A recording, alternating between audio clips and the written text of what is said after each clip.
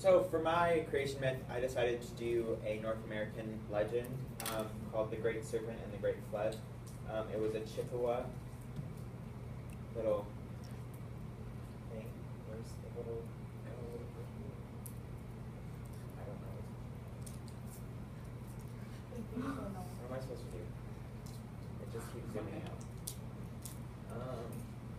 I'm having some technical difficulties.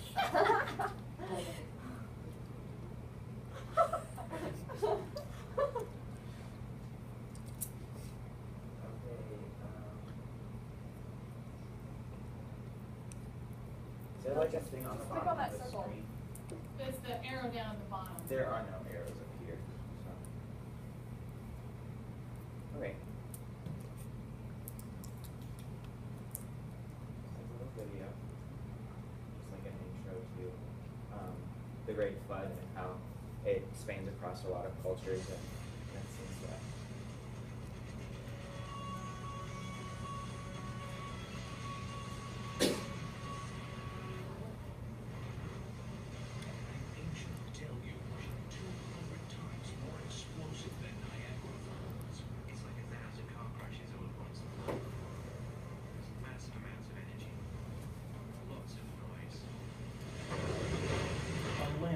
Twice the size of Ireland submerged.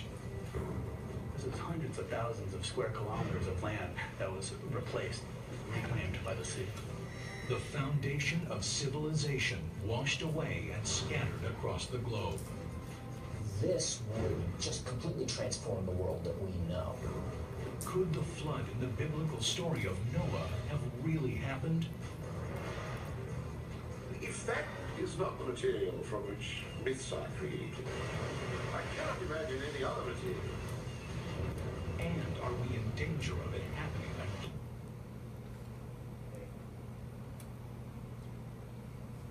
Can you hit the arrow over so I can go to the next slide?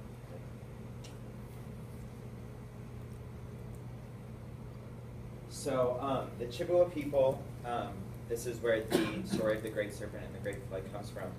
They were mainly concentrated, they were also called the Ojibwa.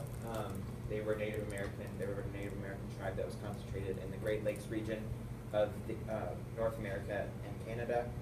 They were known for their crafting culture, and they crafted large birch bark canoes, copper arrows, and sacred birch scrolls.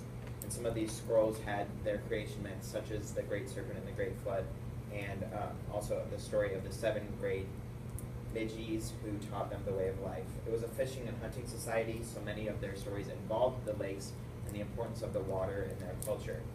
And they buried their dead in burial mounds.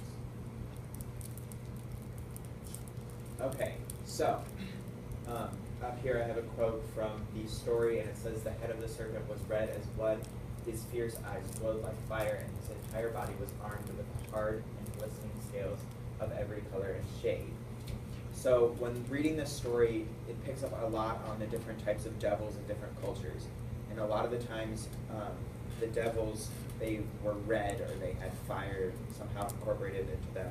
And from Maine to Nova Scotia, the Indians told of a great serpent, and it was a lot of the time it was the central portion of the story. This follows, the great serpent follows many of the devil characteristics across the different nations. And the serpent also has many followers, and they live at the bottom of the lake, which is sort of similar to the Grendel's mother in Beowulf. And a lot of the times, they have found a lot of the great serpents drawn on like the cave walls using pictograms and stuff. So the main hero of the story, the Great Serpent and the Great Flood, was Nanabozo. He was the central figure in many of the Chippewa and Native American legends from the area. He serves as the Noah figure in this story. He is a godlike human because he is able to control the weather. There's a portion of the story where he does control the weather, so he kind of hints at how he's sort of like Gilgamesh. He is part god, part human, so he's able to save a lot of people.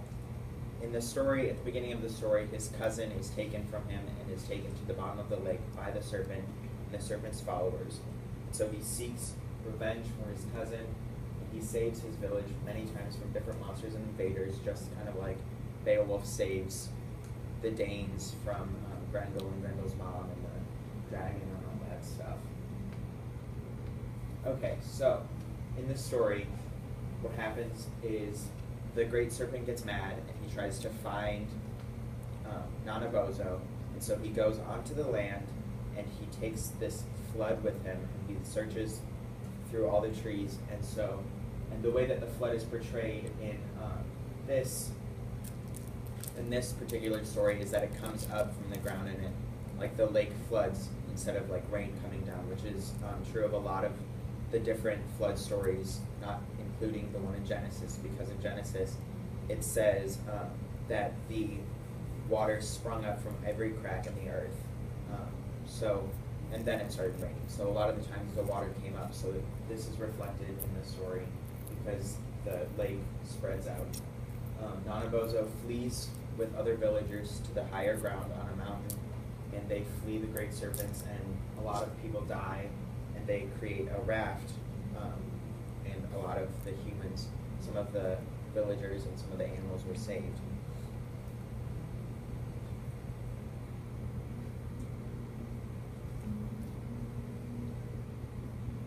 So at the end of this story of Nanabozo and the great serpent and the great flood, the great serpent is killed and all of his followers return to the ocean, not the ocean, the bottom of the lake.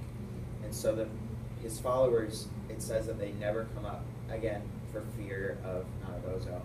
And so it kind of parallels the covenant that God made after the flood in Genesis with the rainbow, and it shows how nothing ever came back to harm the villagers in the same way with a large flood.